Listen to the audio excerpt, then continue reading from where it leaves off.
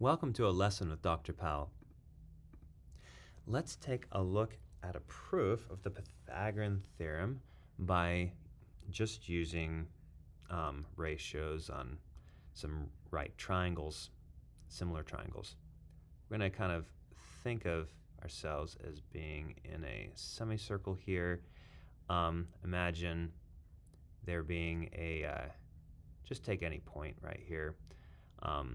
And I'm going to draw a line straight down right here, draw a line to there, and draw a line down to here.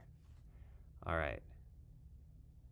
So this angle right here, this is actually an inscribed angle in a circle, and the central angle that comes from it is from here to here, 180, if you will.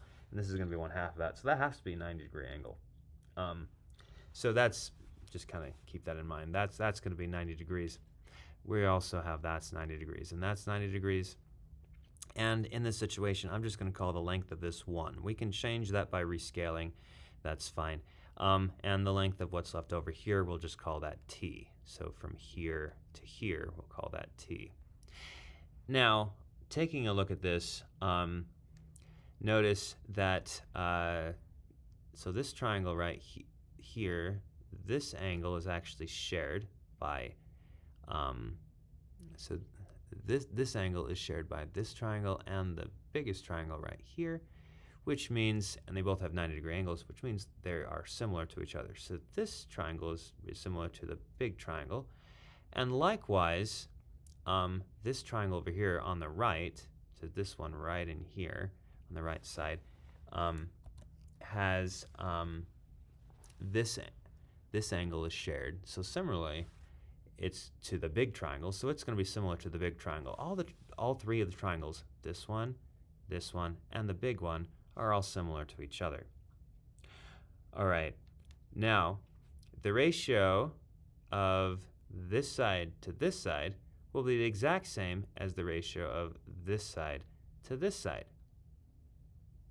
So 1 times that ratio will give you this, and this side times that ratio will give you this. Wait a minute.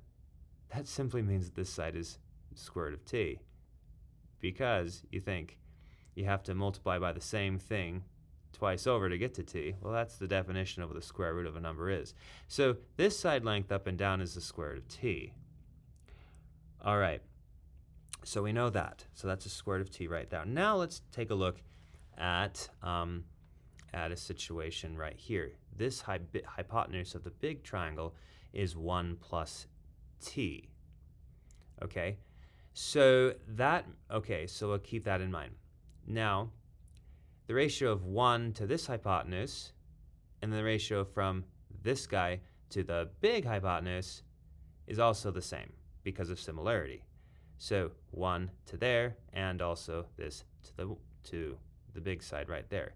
So in the smaller triangle, this 1 to the hypotenuse is the same thing in the big triangle as this guy to the big side length. So this starts out at 1, right? And in the end, you have a 1 plus t. So the question is, what goes here? Well, 1 to here is the same as here to here, so 1 times something times the same thing will give you 1 plus t. That automatically, using the same reasoning how we got square root of t here, gives us that this side length is simply square root of 1 plus t. So let's take a look at the small triangle right here. This small triangle has 1 square root of t and square root of 1 plus t. And we came up with this simply by using the idea that these three triangles were similar to each other. That's pretty much it. All right.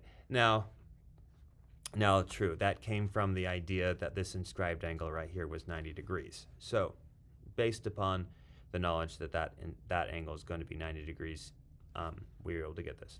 All right. So from here, the Pythagorean theorem actually follows very nicely by similarity. I mean, thinking about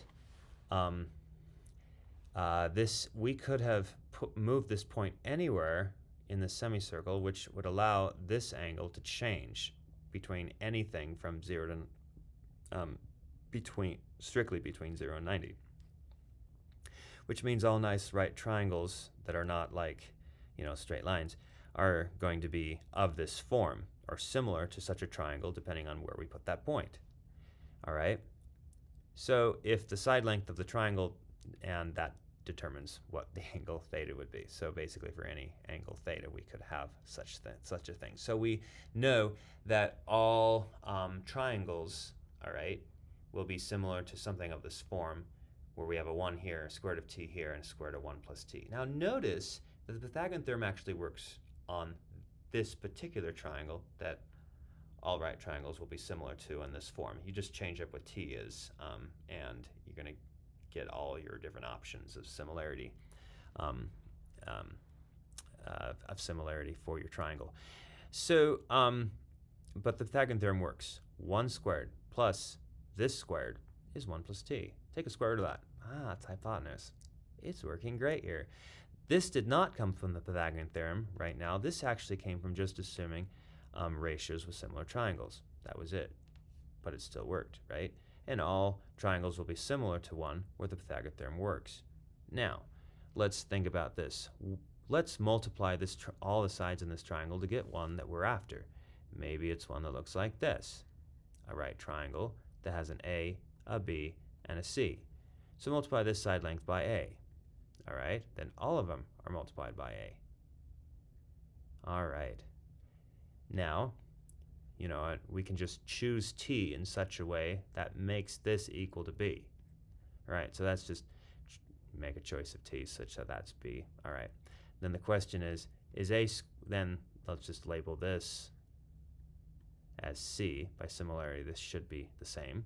All right, if this is the same angle here, these guys should be equal. So we have, so if we have this side length, a squared, plus this side length, which is squared, which is a squared t. And then let's take a look at this side length squared. What's that? The question is this equal to, does the Pythagorean theorem work for this triangle right here? That's equal to, let's see, so if we square this side, that would be a squared 1 plus t.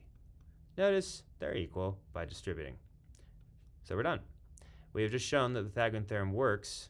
So for any right triangle, a squared plus b squared is equal to c squared, using nothing but similarity of 3 triangles, and knowing that that inscribed angle right there was 90 degrees.